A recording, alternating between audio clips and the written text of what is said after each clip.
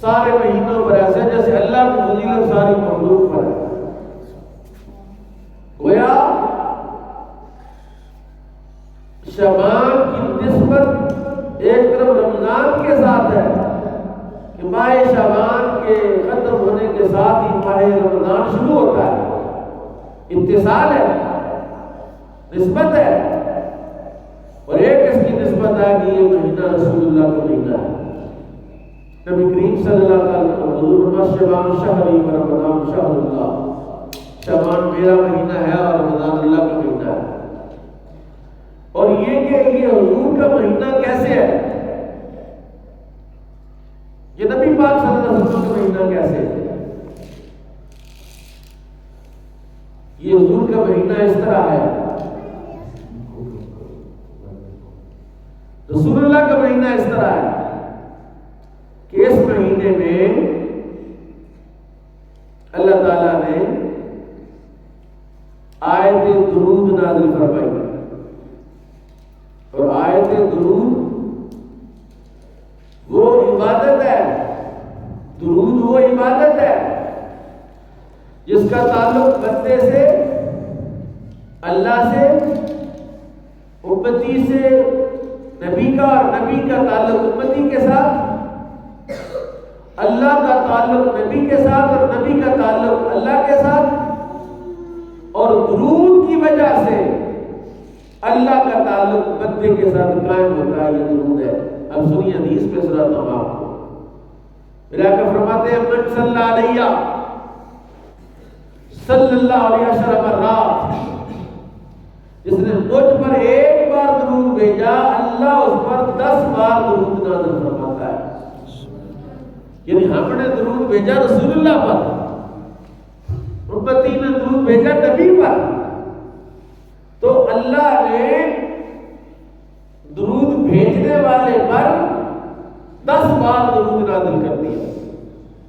اب دیکھیے ایسی عبادت ہے کہ امتی کرتا ہے نبی کے لیے اور اجر اللہ دیتا ہے نبی کے لیے. من صلی علیہ صلاۃ صلی اللہ علیہ وسلم، جس نے مجھ پر ایک مرتبہ درود بھیجا اللہ اس پر 10 بار درود بھیجے گا. اور ایک حدیث میں جا کر فرمایا 10 بار درود بھی بھیجے گا، 10 رحمتیں دے گا، 10 گناہ مٹائے گا، 10 درجے بلند کرے گا.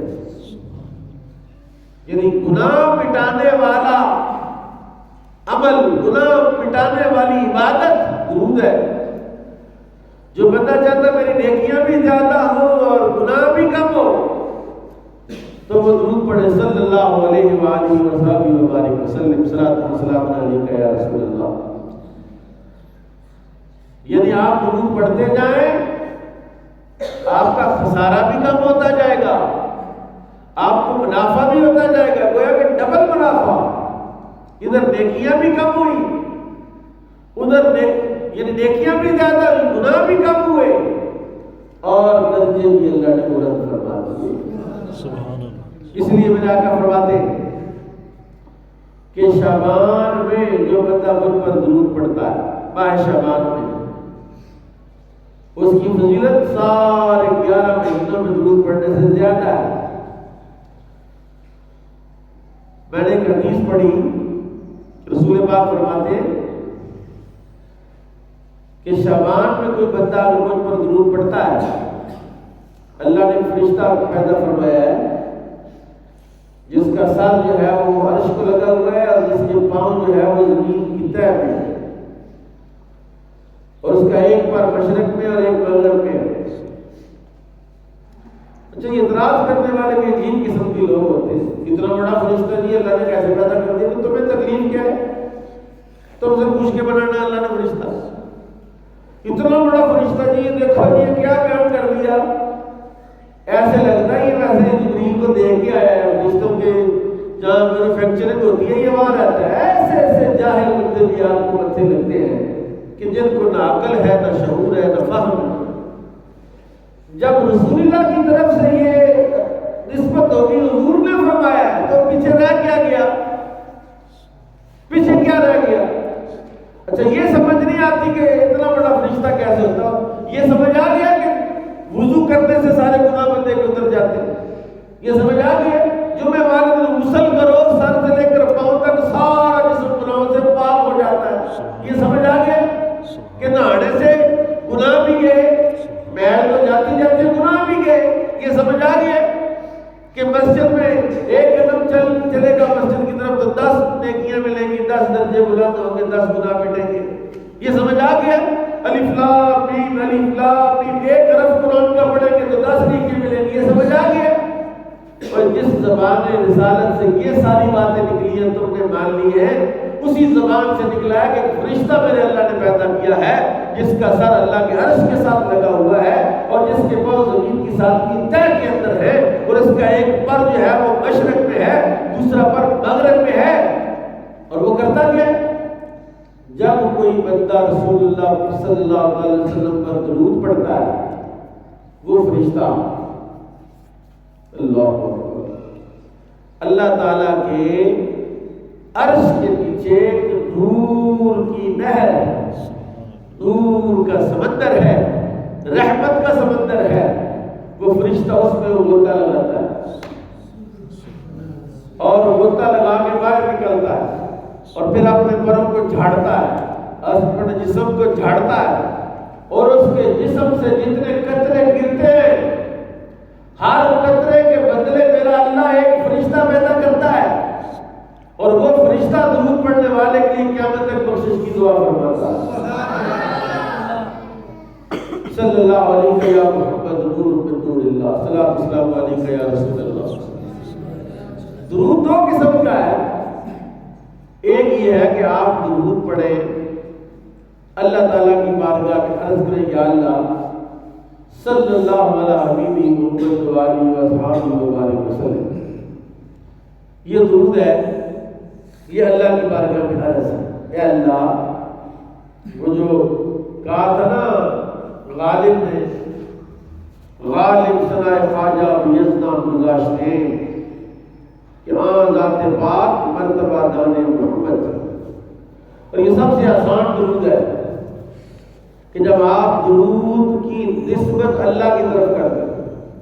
آپ جو درود بارگاہ رسالت میں بھیج رہے ہیں پتہ نہیں وہ اس لائق ہے بھی کہ نہیں کہ رسول اللہ کی بارگاہ میں پیش کیا جائے.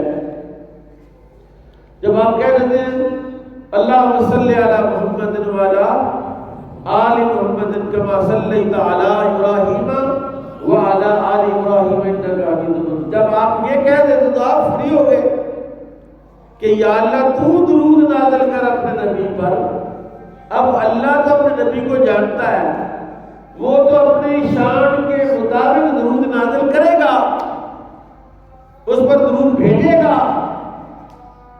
اور جب تو ڈائریکٹ کہتا ہے صلاۃ والسلام علیک یا رسول اللہ, تو پھر ادب کر, ہوشیار ہو جا کہ بارگاہ رسالت کے آداب کا لحاظ کرنا. نمن تنہا دری کوچا حیران شد شبلی و فیراز حیران. یعنی یہ بارگاہ رسالت وہ ہے کہ جہاں آداب کا لحاظ کرنا پڑتا ہے, ورنہ بے ادبوں میں بندہ لکھا جاتا ہے, وہاں بندہ مردود ہو جاتا ہے. اس لیے سوکھا درود تو یہی ہے کہ آپ بارگاہ رب العزت میں عرض کر دیں یا اللہ اپنے نبی پر درود بھیج جیسے اس کی شان کے لائق ہے, یا اللہ اپنے نبی پر سلام نازل کر جیسے اس کی شان کے لائق. اللہ جانے اور اس کا رسول جانے. اور جب تو کہتا ہے الصلاۃ والسلام علیک یا رسول اللہ وعلی آلک واصحابک یا حبیب اللہ, جب تو ایسا کہتا ہے نا تو پھر دھیان کر کہ تو سیدھا ہو کے بیٹھا ہوا ہے, تیری توجہ رسول اللہ کی طرف ہے کہ نہیں ہے, تیرا دھیان کدھر ہے, تو منہ اٹھا کے ادھر کو دیکھے, ادھر کو دیکھے, ادھر کو دیکھے.